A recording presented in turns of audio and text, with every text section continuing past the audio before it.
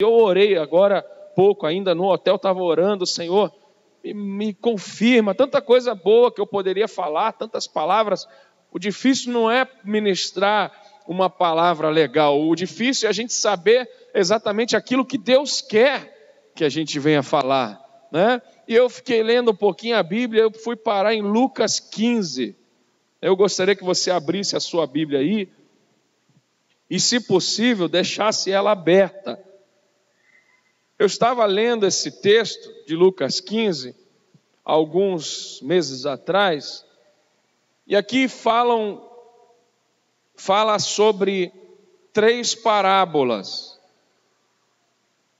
que são mais ou menos semelhantes, porque as 3 histórias vão falar para nós de alguém ou de algo que se perdeu.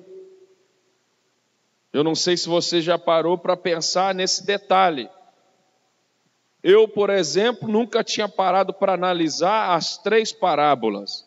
A primeira, a parábola da ovelha perdida, que é alguém que se perdeu perto de casa.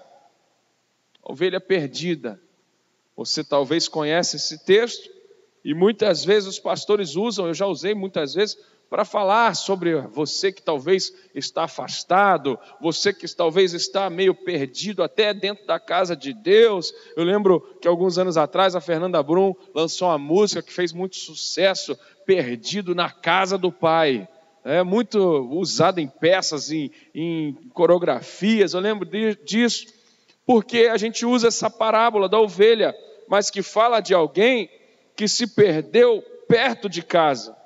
A segunda parábola de Lucas 15 fala da dracma perdida, que aí já é algo que se perdeu dentro de casa. E a terceira parábola de Lucas 15 é a parábola do filho pródigo, que fala de alguém que já se perdeu longe de casa. Então, se você for ver, essas 3 histórias falam de alguém ou de algo que se perdeu. E aí eu quero mostrar para você, meu irmão, que nós devemos enfrentar as nossas situações da nossa vida com franqueza, com verdade, com honestidade. Eu louvo a Deus pela vida do pastor Wallace, que é um pastor que está disposto a ouvir você, é um pastor que faz visitas, que vai atrás, que tenta resolver os problemas, que tenta ajudar. Mas, meu irmão, muitas vezes nós, como pastor, nós não conseguimos ajudar você. Sabe por quê? Porque você às vezes não está disposto a tratar o problema com honestidade, com franqueza. Sabe aquela coisa tipo, e aí, meu irmão, tudo bem? Graças a Deus, tudo bem. Esses dias eu fui fazer uma visita, até um projeto bacana que eu vou falar com o pastor no final, que eu lembrei aqui que eu ia falar com ele, eu esqueci. Deus me deu uma ideia que o pastor Silas está fazendo em todas as igrejas da ADVEC, um negócio muito bacana. Não vou te falar não, para você ficar curioso, depois eu falo para ele. E se ele fizer, você vai saber o que é, né? Mas eu estava fazendo esse projeto, fazendo uma visita, e, meu irmão, as visitas meio de surpresa, até porque, como eu estou nesse projeto de emagrecimento, toda vez que eu avisava que eu ia visitar alguém, tinha um banquete, bolo, café, sobremesa, meu irmão, feijoada, rabada, tudo que você imaginava. Ah, pastor, fiz isso, fiz aquilo, e eu ficava doido. Então eu falei, já sei, eu vou começar a fazer visita surpresa. Aí eu cheguei nessa casa, na hora que eu cheguei, estava literalmente panela voando, meu irmão. A mulher tacando a panela no marido, o marido tacando o chinelo na mulher, e a confusão. E eu meio que chamei, ninguém respondeu, acho que a campainha estava ruim, eu fui meio que entrando, ouvindo aquele barulho, eu falei, Jesus, acho melhor ir embora. Mas na hora que eu estava quase entrando, eu acho que alguém me viu, talvez o filho, não sei, e avisou, né? E na hora que avisou, o pastor está aí, meu irmão, ficou uma paz dentro de casa. Na hora, ô pastor, a paz do Senhor, tudo bem, graças a Deus, Deus é bom e tal, e sabe aquela coisa? E aí eu falei, como assim, tudo bem, Deus é bom? Rapaz, vocês estavam jogando panela, voando aqui, brigando, que negócio é esse? Ah, pastor, eu não consigo me controlar. Eu tenho um temperamento muito forte, a mulher falou e o homem também. Eu falei, claro que você consegue. Se você não conseguisse se controlar, você não teria se controlado a hora que vocês me viram. Mas deixa isso de lado, a gente precisa resolver esse problema. O que está acontecendo? Para resolver, para se achar, eu estou falando aqui de pessoas e de algo que se perdeu. Meu irmão, você precisa tratar o problema com honestidade, com franqueza. Existem pessoas, muitas vezes, dentro da própria igreja, que já passaram pelo problema que você pode estar passando, ou que já passaram por uma situação que para você hoje é algo impossível de resolver, e você talvez está deixando de conversar com alguém que pode te abençoar. Então nós precisamos tratar os nossos problemas, as nossas situações com honestidade, com franqueza. Eclesiastes capítulo 7, versículo 29, tem um texto muito legal que diz assim, olha, eis que tão somente eu achei que Deus fez o homem reto, mas o homem se meteu em muita encrenca. Meu pai prega uma mensagem legal nesse texto, não se meta em encrenca. Porque muitas vezes nós é que nos metemos no meio do problema, nós é que arrumamos a dívida, nós é que gastamos o dinheiro que não podia, nós é que falamos o que não devia, nós é que arrumamos uma briga, nós é que fizemos a coisa errada e depois a gente quer ainda botar a culpa em Deus. Como diz lá em Provérbios 19, 2, que está escrito assim, não é bom proceder sem refletir, e peca quem é precipitado. Aí Provérbios 19, no versículo 3, diz, a estultícia, a falta de sabedoria, a tolice do homem perverte o seu caminho, mas é contra o Senhor que o homem fica irado. Você recebe consequência de um erro seu, e aí você fala, Deus, por que você permitiu que isso acontecesse? É isso que está falando aqui em Provérbios. O erro é teu, a tolice é sua. O pecado foi você que cometeu, a dívida foi você que fez, e aí de repente você coloca a culpa em Deus. Ah, pastor, eu sou fiel a Deus, eu sou dizimista, eu sou ofertante, eu participo de todos os congressos, de todos os desafios da igreja, mas pastor, eu não consegui pagar as minhas contas. Ué, por quê? Será que é porque Deus não está te abençoando? Ou será que é porque você está gastando mais do que você deveria gastar? A minha avó, a mãe do meu pai, a avó Glória, há pouco tempo atrás ela falou para mim, meu filho, Tiago, eu gosto muito de você, sabia? E a família já rola uma brincadeira dizendo que eu sou o neto predileto, talvez, né? Não sei porquê, talvez por ser o neto mais velho, não sei. De muitos netos que ela tem, 8 são pastores, né? Mas eu falei, por que, vó, que você gosta tanto de mim? Ah, porque você é assim. Eu falei, que é isso, vó? A senhora está me chamando de pão duro? Ela, não, meu filho, pão duro não existe. Toda pessoa descontrolada chama o controlado de pão duro. Eu falei, meu Deus, de vez em quando o pastor Wallace gosta, eu jogo umas frases da minha avó na internet, eu, calma aí, vó, quer sair, eu vou anotar. Toda pessoa descontrolada chama a pessoa descontrolada de pão duro. Porque muitas vezes nós acabamos querendo justificar o nosso gasto em excesso, a nossa compulsão por comprar. E aí é que a gente quer justificar isso dizendo que o outro, na verdade, é pão duro. Então, meu irmão, nós temos que tratar as nossas dificuldades e os nossos problemas com honestidade. Voltando aqui para os textos que ainda não li, o filho pródigo, por exemplo, muitas vezes eu já preguei detonando o filho pródigo. Muitas vezes eu já ouvi mensagens que acabaram com o filho pródigo. Só que o filho pródigo, lá em Lucas, no versículo 17, Em Lucas 15, no versículo 17, diz assim, olha, então, caindo em si, disse, quantos trabalhadores do meu pai têm pão com fartura e eu aqui morro de fome? Sabe o que é preciso acontecer com a gente? Tem hora, meu irmão, se você, como filho pródigo, se perdeu longe de casa, o que tem que acontecer com você essa noite é que você tem que cair em si. A coisa mais importante que aconteceu com o filho pródigo não foi recuperar tudo que ele perdeu de volta. Até porque ele não recuperou. Eu estava pensando nisso um dia e eu falei com meu pai, pai, você já parou para pensar que a coisa mais importante que o filho pródigo recebeu foi saber quem ele era? Aí meu pai, como assim, meu filho? Eu falei, por exemplo, pai, tudo que ele perdeu, ele não recebeu de volta.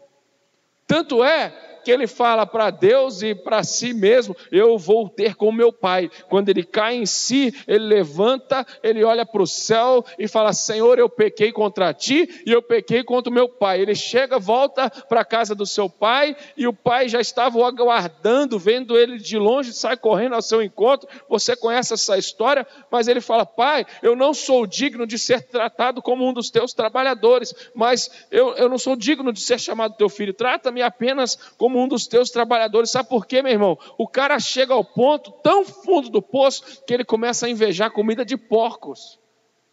Imagina você olhar para as lavagens dos porcos e ter vontade de comer e ninguém te dá nem isso. Nós já passamos por situações na nossa vida, nós, que eu digo a minha família, meus pais, que vocês talvez não tenham noção, embora meu pai já contou muita coisa aqui. Eu lembro uma vez, eu estava nos Estados Unidos, e minha mãe fazia faxina nas casas para poder ajudar. Meu pai que estudava e não tinha tanto tempo para trabalhar, e o dinheiro que as pessoas falavam que iam mandar do Brasil para nós não chegou e não mandavam, e aí a gente teve que se virar. Eu fui trabalhar com 13 anos na plantação de fumo, né, no sol lá, cortando tabaco, colhendo morango. Não estou falando isso aqui para contar miséria, nada disso, meu irmão, mas eu só estou falando isso para você porque meu pai já era pastor há quase 20 anos, meu pai já tinha construído 30 igrejas, meu pai tinha um ministério reconhecido já, mas nós estávamos passando por apertos. E eu lembro um dia que eu estava ajudando minha mãe a fazer faxina numa casa, uma casa muito suja, uma casa de gente porca, uma coisa horrível, meu irmão, né? E eu lembro ali a minha mãe quase que com nojo de limpar aquela sujeira, aquela coisa horrível, né? E aí a moça, a dona da casa, falou, Janice, eu gostaria que você fizesse um favor para mim. Meu pai apareceu lá para nos ajudar, para a gente ir embora logo, né? Porque eles pagam por serviço, então, como uma diarista, então assim que ela terminasse, ela poderia ir embora. Então meu pai foi para lá ajudar também. E aí a minha mãe falou, Silmar, a dona da casa pediu para jogar isso aqui para os cachorros. Ela tinha 8 cachorros, 8. E aí quando a gente abriu um isopor térmico, grande, cheio de gelo, tinha as coisas que a gente tinha que jogar para o cachorro. E lá tinha salsicha, presunto, queijo, peito de peru e tudo que você possa imaginar. Hambúrguer cru, essas caixas de hambúrguer.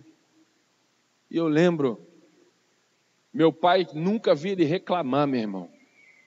Mas eu lembro meu pai tentando segurar a onda ali, dando uma de forte. E sem ele perceber, a lágrima escorrendo nos olhos dele aqui, ó, devagarinho. E eu fingindo que não vi. Que eu imagino a dor dele, pensando que na nossa casa não tinha aquilo para comer. A dor dele em saber o aperto que a gente estava passando. E a gente ter que jogar aquilo e os cachorros devorando aquilo. E eu pensando, cachorro miserável, né? Está comendo melhor que eu. Mas imagina isso a gente fazendo a coisa certa. Agora imagina a culpa do cara fazer a coisa errada. Só que ele cai em si, e a coisa mais importante que ele recupera não é o que ele perdeu. Meu irmão, sabe o que eu quero dizer isso para você? O Espírito Santo manda eu falar isso aqui agora para alguém, eu tenho certeza disso. O que você precisa recuperar não é o que você perdeu. Às vezes, até na igreja, a gente faz campanha de restituição, 7 vezes mais, e não sei o que, isso é legal, é válido, mas meu irmão, Deus não quer te dar de volta o que o diabo levou, Deus quer te dar muito mais do que você pensa, imagina ou até espera. Eu lembro uma vez que eu cheguei dentro da igreja no Rio de Janeiro para pregar numa outra igreja, não é que eu sou pastor, e aí eu entrei, coloquei o meu tablet no banco, junto com a minha Bíblia, e o pastor falou assim, vamos ficar em pé, vamos fazer oração para começar o culto. E na hora que eu fiquei em pé, fechei o olho e comecei a orar, o pastor orando para começar o culto, em nome de Jesus, amém, pode se assentar, com a palavra, o ministério de louvor. Quando eu olhei para trás, cadê o meu iPad? Jesus, cadê meu tablet? Cadê meu iPad? Cadê meu iPad? O iPad sumiu. Depois a gente foi ver as câmeras de segurança da igreja. 2 homens entraram junto comigo, eu não vi, atrás de mim, e sentaram exatamente atrás de mim, na fileira de trás. A igreja é muito bonita, as cadeiras estofadas, tipo essa de cinema que levanta assim quando você não senta, né? E aí eles ali ficaram em pé atrás de mim, vamos orar, fechei o olho. Na hora que eu fechei o olho, um pegou o tablet, botou dentro do casaco e saiu. A gente viu eles saírem pela saída de emergência e foram embora. Eu fiquei indignado com aquilo, meu irmão, porque eu perdi muita coisa ali, muitos esboços, livros que eu estava escrevendo e todas as coisas que eu ainda não sabia fazer o backup direito no iPad. O iPad tinha acabado de lançar nos Estados Unidos, eu comprei lá, nem tinha direito aqui no Brasil ainda. E eu falei para Deus e para mim mesmo, falei, olha, não há de ser nada. Se Deus permitiu que roubasse esse iPad, é porque Deus quer me dar o iPad 2. Era o 1. E pouco tempo depois eu ganhei o iPad 2. Depois o mini iPad. Eu não estou falando isso aqui para esnobar um iPad, um mini iPad, um iPhone, sei lá o que, meu irmão. Eu estou falando para você, é que muitas vezes a gente fica perdendo tempo e colocando a nossa fé, achando que Deus vai nos dar de volta aquilo que a gente perdeu, quando na verdade Deus quer te dar algo que é muito mais importante do que isso. Que não é algo de valor, é você saber quem você é. Eu sou filho do rei. Se eu voltar para casa, se eu tratar os meus problemas com honestidade e franqueza, Deus vai restaurar minha vida, Deus vai me dar tudo novo, Deus tem mais para mim, meu irmão. Ah, pastor, como assim? Como assim? Às vezes a gente usa a nossa fé erradamente. Eu vou te dar um exemplo bem prático. Uma irmã da igreja falou assim, pastor, eu estou orando, fazendo campanha, eu tenho certeza, eu vi lá no Ponto Frio, uma televisão de LED de 42 polegadas, e eu estou orando para que aquela televisão venha cair pela metade do preço, porque assim que ela ficar metade do preço, eu vou comprar. Eu achei interessante, achei legal aquilo, achei, poxa, que bom, irmã, Deus vai te dar a televisão. Mas na mesma hora o Espírito Santo falou assim, confronta ela. Eu, Senhor, como assim? Sem querer ofender, mas dá uma orientação a ela. Eu falei, irmã, por que a senhora não usa a mesma fé que a senhora tem para o dono do Ponto Frio colocar uma liquidação maluca lá, igual aquelas da Casa e Vídeo? Por que a gente não usa a mesma fé que a gente crê que o preço vai cair? Por que a gente não usa a mesma fé para crer que Deus pode dar o dinheiro todo para comprar? Você está conseguindo entender, meu irmão?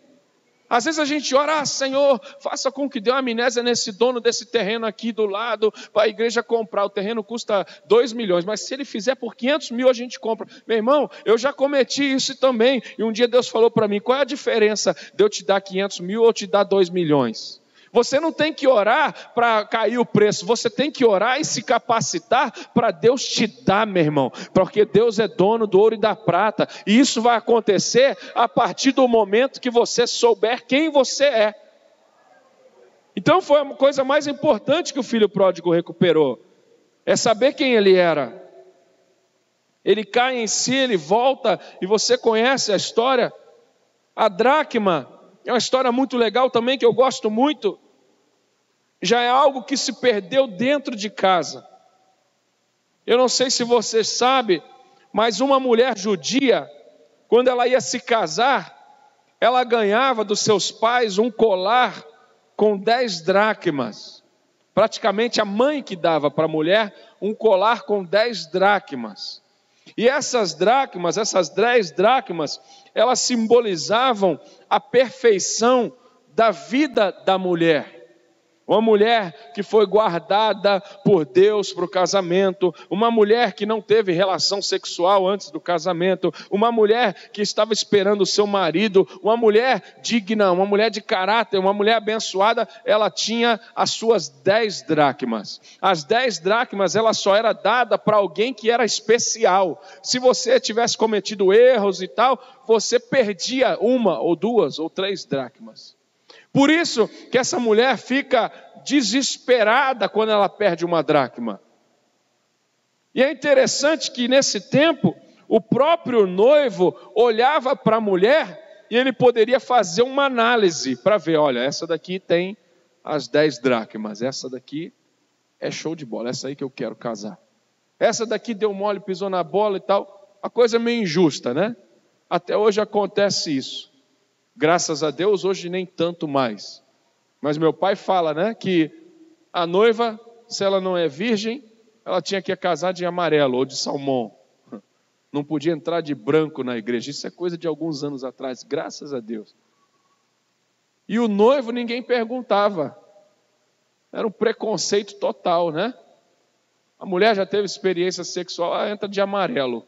E o noivo poderia ter feito um monte de besteira e entrava com o terno que ele queria. Então, preconceito.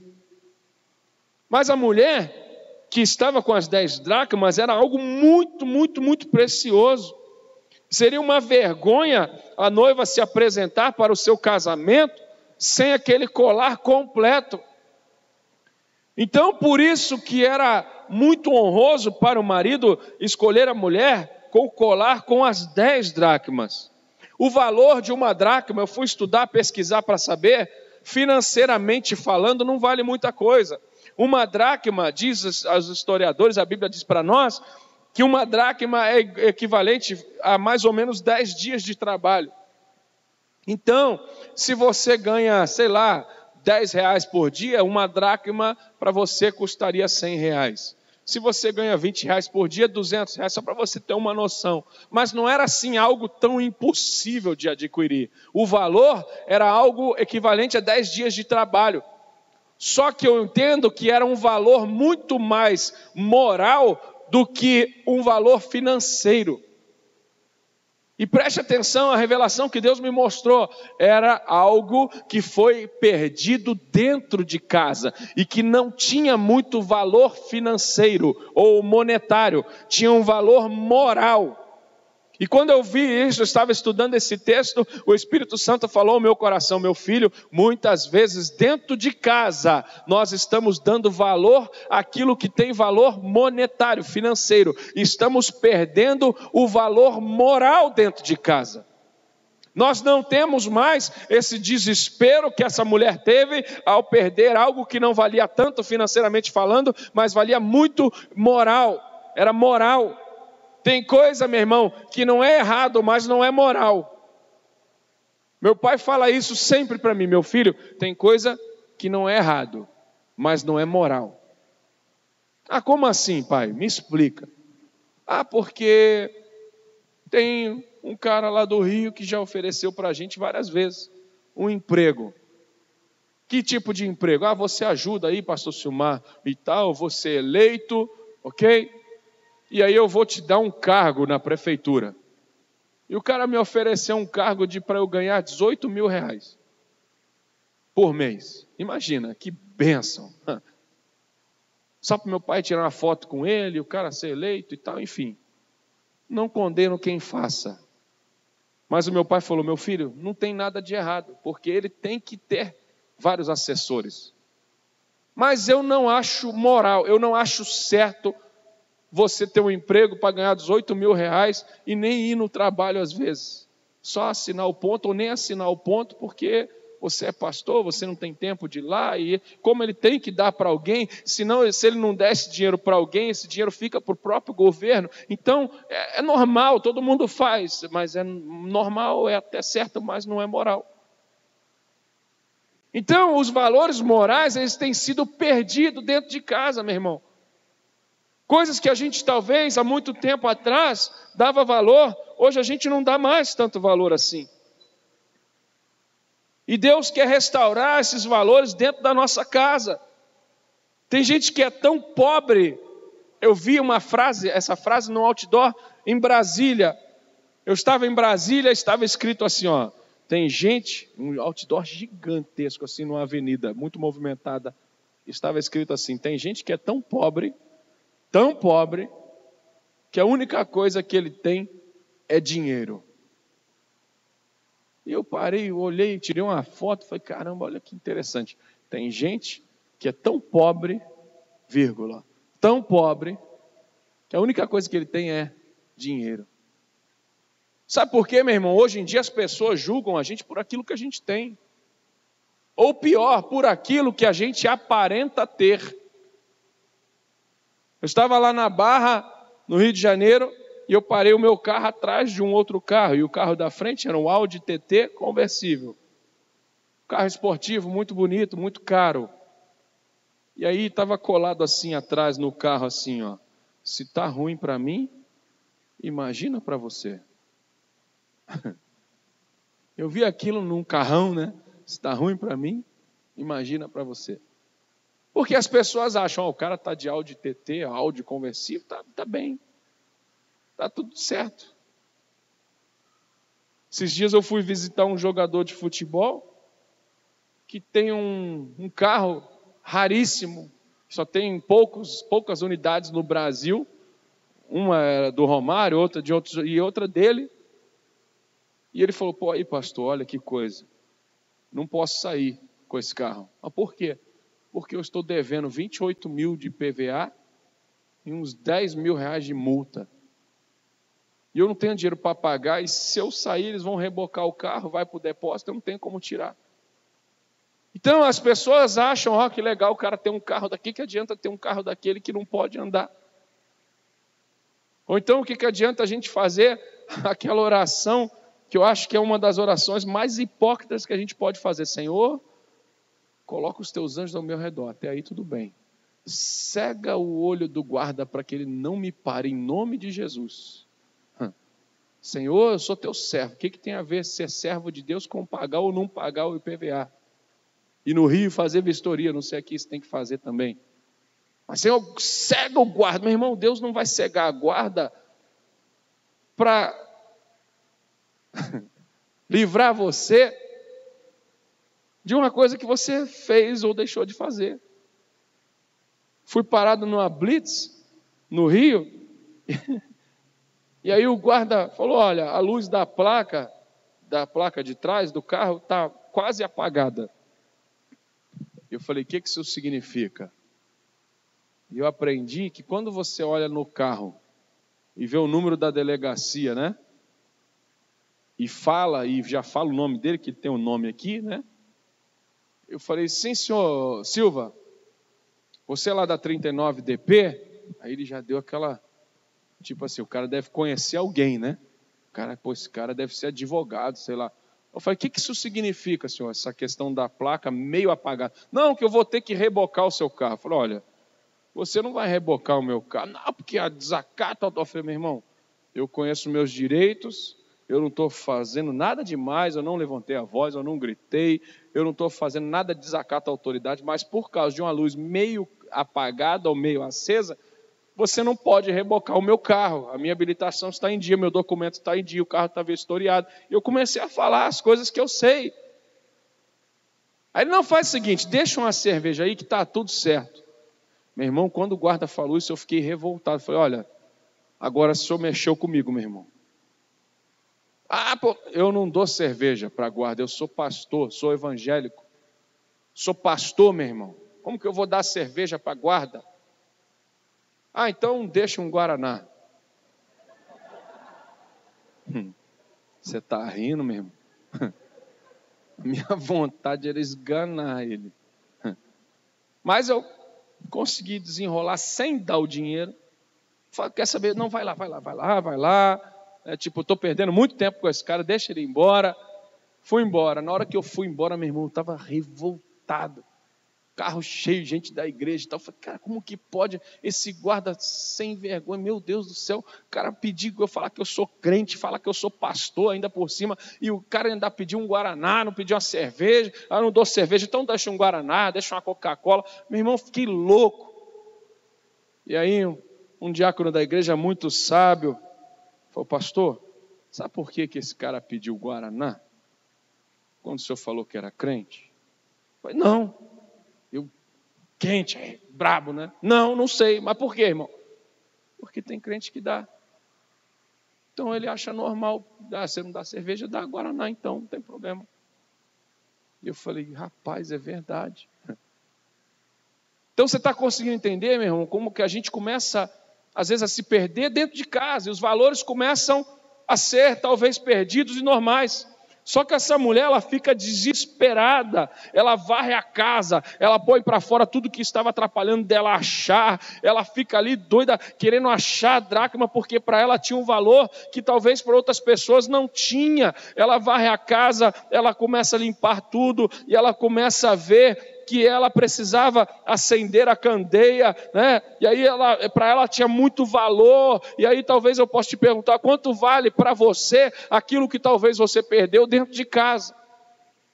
Você talvez perdeu a comunhão da sua família, a comunhão com seus filhos, coisas que foram perdidas dentro de casa. Quanto que vale isso para você, meu irmão? Porque isso, se você contar para mim, se você contar para o pastor, se você pedir oração, isso não vai valer para nós quanto isso vale para você. E quem tem que buscar achar isso de volta é você. Você vê que ela acende a candeia e talvez o custo do óleo, porque a candeia era acesa naquela época com óleo, talvez o custo do óleo seria mais caro do que o custo da própria dracma.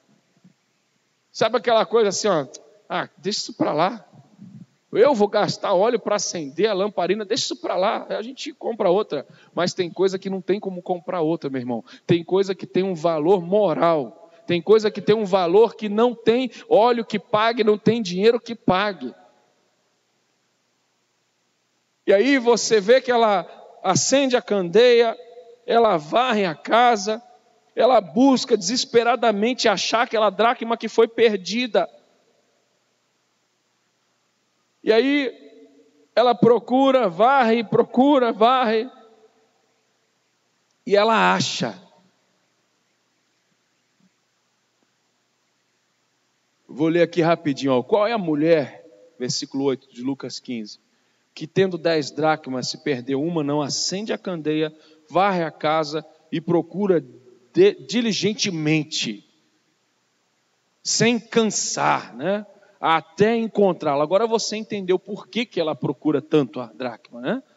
E tendo achado, reúne as amigas, as vizinhas, dizendo, alegrai-vos comigo, porque achei a minha dracma que eu tinha perdido. Eu vos afirmo que de igual modo há júbilo diante dos anjos de Deus por um pecador que se arrepende. Imagina a festa, ela procura, ela acende a candeia, ela varre a casa, só que tem um detalhe muito importante para nós aqui.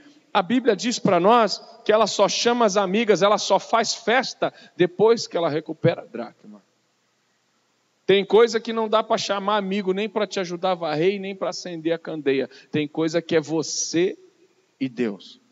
Tem coisa que você só pode chamar até os irmãos da igreja, até o pastor, depois que você achou. Pastor, vem celebrar comigo, olha só o que Deus fez. Eu achei aquilo que era mais importante dentro da minha casa. Mas, meu irmão, não adianta o pastor varrer para você, não adianta o pastor orar por você, não adianta você, pastor, acende a candeia para mim, aí eu estou fraco, eu não aguento. Não, tem coisa que é você que perdeu e é você que tem que achar.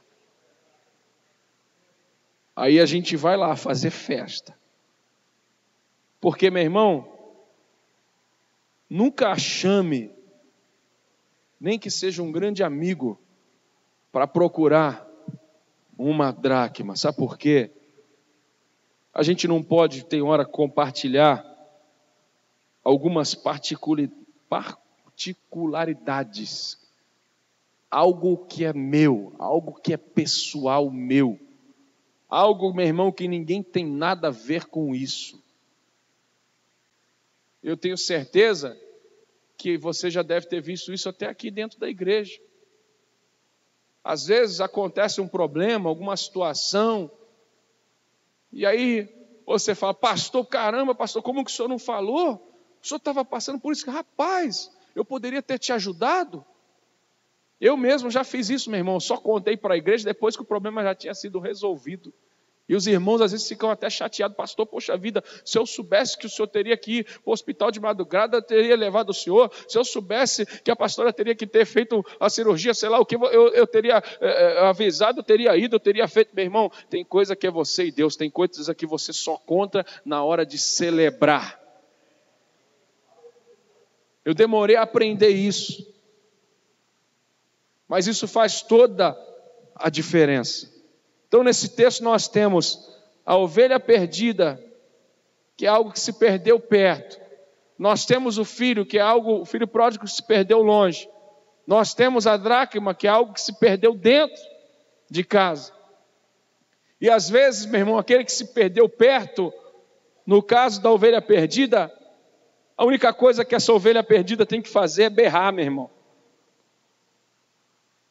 Não importa se está na lama, não importa se não consegue sair do erro, do pecado, do engano. Meu irmão, vai ter consequências, vai ter problemas que você vai ter que enfrentar, mas assim que você berrar, assim que você chamar, assim que você pedir ajuda, Deus manda um pastor, aquele que dá a vida pelas suas ovelhas, para fazer, para enfrentar o que for, o lobo, não importa, para tirar você da lama. Só basta você pedir ajuda, você abrir a tua boca, você falar, Senhor, me perdoa, pastor, me ajuda.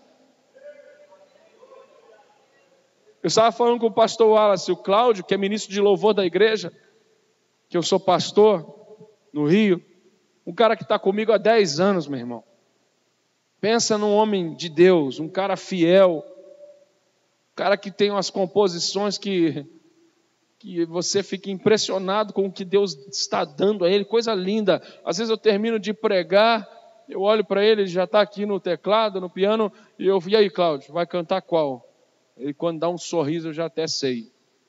Quantas vezes ele sorriu para mim e fez um arranjo ali que eu nunca ouvi, eu falei, que música é essa? Aí ele canta, o céu desce, a igreja, todo mundo fica impactado pela glória de Deus. Aí depois do culto ele, essa é nova. Terminei de compor enquanto o senhor estava pregando. Coisa de Deus, um dom, algo sobrenatural, meu irmão. Mas esse cara, esse Cláudio Teixeira, que até o final do ano meu pai vai estar ordenando ele pastor, teve um problema na igreja, alguns anos atrás, uma confusão, uma fofoca, problema grave que teve. E na época, eu fui ouvir alguns líderes e tal, tomamos uma decisão juntos, e nós resolvemos disciplinar 3 pessoas. E uma delas era o Cláudio. E meu irmão, esse cara, o Cláudio Teixeira, ficou 1 ano e meio no banco. E todas as vezes que eu olhava para ele, e eu pensava, Jesus, será que ele está certo? Será que ele está errado? Deus me incomodando. E ele ficou 1 ano e meio no banco. Pastores de outras igrejas chamando, vem Cláudio, eu assino a tua carteira. Quando teve aquela segunda formação do toque no altar, chamaram, vem Cláudio, vem trabalhar com a gente. Seja o tecladista do toque no altar. E o cara no banco. Aí um dia, meu irmão, num culto de Santa Ceia, a igreja super lotada, todos os acusadores presentes. Na hora que eu terminei de pregar, eu falei, vem Cláudio, assume o teclado. Eu não quero saber o que vão falar, o que vão pensar, porque eu como pastor estou disposto a colocar minha reputação em jogo, porque você é uma ovelha fiel. Agora, sabe por que eu fiz isso, meu irmão? Porque o cara fica 1 ano e meio sentado. Tem hora, pensa na minha... Como que eu posso falar? Não vou dizer indignação, mas pensa num pastor agoniado. Porque eu sou músico, eu trabalhei 10 anos nos Estados Unidos, eu me formei em música, eu gosto demais de louvor, de música. Toco bateria, toco violão, né? Trabalhei em estúdios lá nos Estados Unidos, 3 anos dentro de estúdio gravando com várias pessoas, vários artistas americanos. Então eu sei o que é uma boa música, eu gosto demais, irmão. Eu olho para o povo e falei, caramba, esse cara é diferente. E esse 1 ano e meio, meu irmão, parecia que dava tudo errado. Todos os acordes iam para bola na trave, como o pessoal fala, ou para fora, né? E eu vou olhando aquele cara no banco, eu falei, Jesus, o cara está sentado ali, o cara é talentoso, o cara toca, o cara é isso, o cara é... Mas, meu irmão, o fato dele estar sentado era a ovelhinha berrando, bé, bé. Até que um dia o pastor falou, ó, vem, que você foi submisso, você está pronto. E, meu irmão, a partir desse momento, coisas começaram a acontecer, coisas sobrenaturais. Talvez você fale, pastor, mas que doideira, o Cláudio perdeu 1 ano e meio da vida dele. Perdeu não, meu irmão, porque esse tratamento de Deus na vida dele foi algo sobrenatural. O Cláudio lançou o primeiro CD, o segundo CD, o terceiro CD, ao ponto de chegar lá na igreja Kleber Lucas, Nani Azevedo e outros amigos que vão lá sempre, Geraldo Guimarães, Anderson Freire, já foi algumas vezes, e eles o Cláudio canta uma música, 2 músicas no máximo, porque eu quero dar tempo para o convidado, né? E aí o Kleber, rapaz, que música é essa? Foi dele. Aí o Kleber Lucas pegou o microfone e falou, rapaz, aonde que eu estava a hora que o Espírito Santo te deu essa canção? Eu acho que eu estava vendo a novela, sei lá, eu estava desligado e Deus deu ela para você. Aí o Kleber falou assim, Cláudio, não deixe ninguém gravar essa música. Sabe por quê? Deus vai fazer o seu nome ser soprado em todo o Brasil, você cantando essa música. Há uns 2 meses depois, meu irmão, o Nani foi lá. Falei para o pastor Wallace, o Nani ministrou 2 horas. Pegou um banquinho, sentou e ficou 2 horas ministrando. No final ele falou assim, cara, eu ia pedir para você deixar eu gravar essa música. Mas enquanto você ministrava, o Espírito Santo falou para mim, não pegue essa música, porque essa música vai estourar com ele.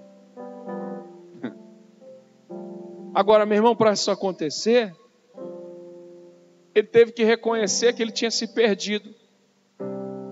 E se perdeu dentro de casa. E ficou dentro de casa. Até que Deus resolveu consertar aquilo que tinha que ser consertado. E resolveu não levar em consideração o tempo que você talvez errou, que talvez você pecou, meu irmão. Que basta você talvez chegar para Deus hoje à noite e falar, Senhor, eu me perdi. Eu perdi coisas dentro da minha casa, talvez que são muito importantes. Talvez eu fique trabalhando igual um louco para dar para os meus filhos aquilo que eu perdi. E, meu irmão, a gente dá PlayStation 1, PlayStation 2, Xbox, e iPad, iPhone, sei lá o que. A gente dá tudo, mas o que o nosso filho quer não é um videogame novo, meu irmão. O que o nosso filho quer muitas vezes é você sentar no sofá com ele, fazer cosquinha na barriga dele, como a minha filha chega, pai, faz cosquinha em mim, aí quando eu começo a fazer, ela para. Quando eu paro, ela, pai, faz cosquinha em mim, eu faço, para. Por que manda fazer se manda parar? Mas, meu irmão, fazer cosquinha na minha filha é mais importante para ela do que eu dar um iPhone, um iPad, ou sei lá o que.